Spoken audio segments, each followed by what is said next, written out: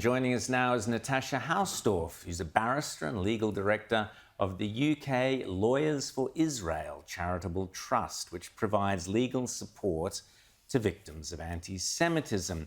Natasha, great to have you here on Outsiders. Been very keen to get you on. Let's first go to Iran and the attacks this morning on Israel before we get into the questions of that I'd like to put to you about UNRWA and about Australia kind of flirting with recognising Palestine, this sort of thing. But just quickly, your thoughts on what is happening in Israel right now. It's very good to be with you. Firstly, may I extend my condolences to everyone who's been affected by the stabbing attack in Sydney and Bondi. I know we've been watching from the UK with great concern at those developments, and certainly those who have been injured and killed and their families. What we've been seeing, of course, in the last few hours developing, I think, tells us two things. First, this is certainly Iran escalating this issue into a regional conflict.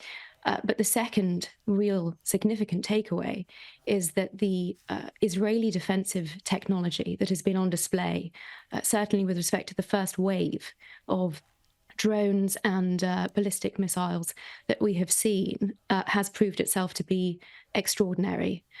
We're very familiar with the Iron Dome defensive missile system that deals with shorter range rockets, but what we have seen on display this evening, by all accounts, has been the Arrow 2 and Arrow 3 programs as well.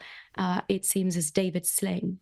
And in terms of at least this first wave of an extraordinary development, Iran launching an attack on Israeli sovereign territory itself, not using, of course, its proxies that it has over the last 6 months been utilizing to attack Israel. Of course, Hezbollah from Lebanon, Hamas from Gaza, and also more widely, we've been seeing the influence of the Houthis in Yemen.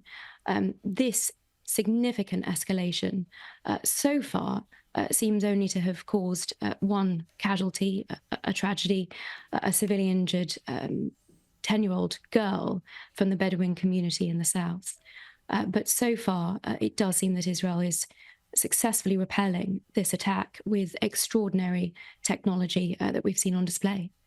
Now, Natasha, you're a lawyer and you've looked in great depth into all the various attacks on Israel, such as the South African, the ICJ thing and all of that. But what I want to ask you about is Australia. And the Australian government has refinanced UNRWA. It has taken a number of measures. It's called for or flirted with the idea of recognition of Palestine without any kind of, just go ahead and recognise Palestine. We've also seen Australia sending an envoy to investigate the tragic WCK aid workers' deaths. Now, you don't normally send envoys to investigate your allies. So give us your thoughts on what is Australia doing? What's your take on the Australian government? And what are they up to? Well, unfortunately, these steps are not Australia's alone.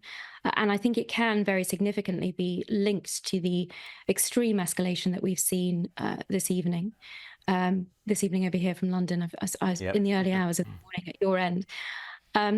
The rhetoric that we have also seen coming out of the United States seems that liberal democracies are turning their back on Israel, despite the fact that Israel is very much fighting our war, that in defense of liberal democracies and the values that we hold dear, both in Australia, in the UK, in the US, and the increasing rhetoric that we have seen in support, one may say, of the terrorist proxies that Iran has been deploying is deeply concerning. And I think I certainly hear the arguments that many have been raising, that this is what has triggered the Iranians to consider such an explosive escalation to be something that they would undertake. Certainly the investigation into the World Central Kitchen tragedy is something Israel launched very quickly. It conducted an independent investigation in that the retired officers that were in charge of it were outside of the chain of command. And in that respect, in fact, Israel did something that I don't think we've seen other militaries conduct. When I think about recent strikes perhaps conducted by the US, most notably that in 2021 in Kabul, a drone strike which killed an aid worker and his family.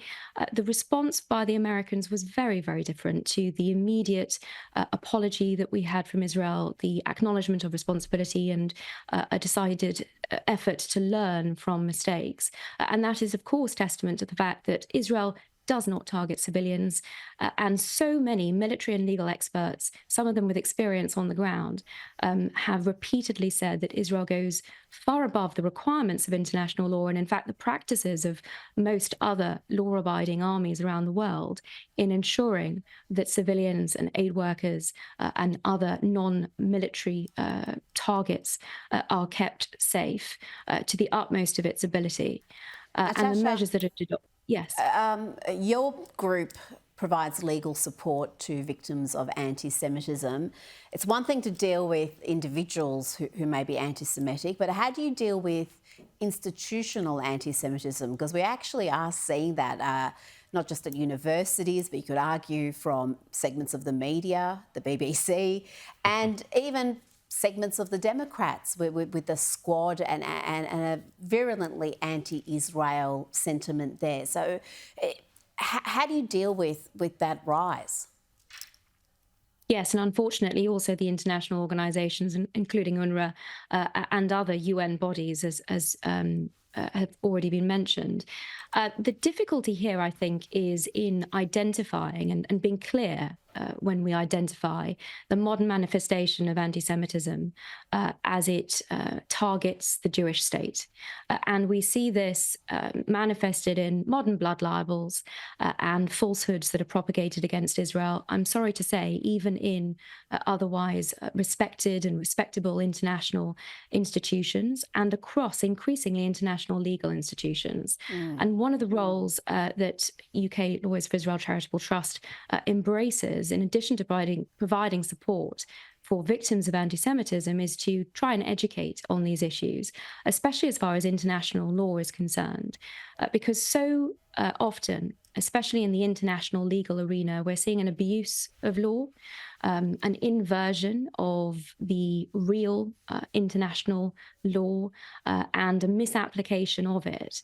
And that is a threat, I would say, not just to Israel, as we have been seeing develop over the last 6 months, including in the attacks by South Africa at the International Court of Justice. It seems very much on behalf of the internationally prescribed terrorist organization Hamas, but also the impact of the devaluing of international law and of international legal institutions like the International Court of Justice. That has a significant impact, I would say, for international law more broadly, and for all states, Australia, the UK included, that value the rule of law and that set store by being law-abiding themselves. And in that respect, this modern manifestation of anti-Semitism is something that really needs to be tackled head-on. Thank you so much, Natasha. We're going to have to leave it there. We could chat about so much more, and we will do in the future. Thanks so much.